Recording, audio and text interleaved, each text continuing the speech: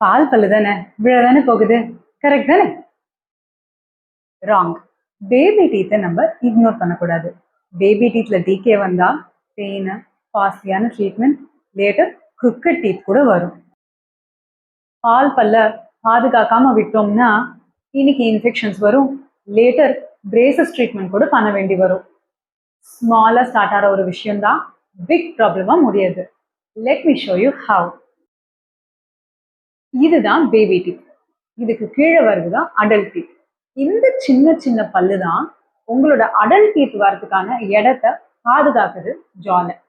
இந்த baby teeth decay ஆகி சீக்கிரமே கீழே விழுந்துருச்சுன்னா புது டீத் வெளியில வரதுக்கான இடம் இல்லாம போகுது. அதனால ரொம்ப காஸ்ட்லியான braces treatment later in life உங்க குழந்தைகளுக்காக எடுக்க வேண்டியிருக்கும். உங்களோட சைல்டோட ஃபியூச்சர் ஸ்மைலை இன்னைக்கே ப்ரொடெக்ட் பண்ணுங்க. இந்த இன்ஃபர்மேஷன் உங்களுக்கு புதுசா இருந்ததுன்னா கமெண்ட் பண்ணுங்க. Come visit us at Giggles and கிரின்ஸ்.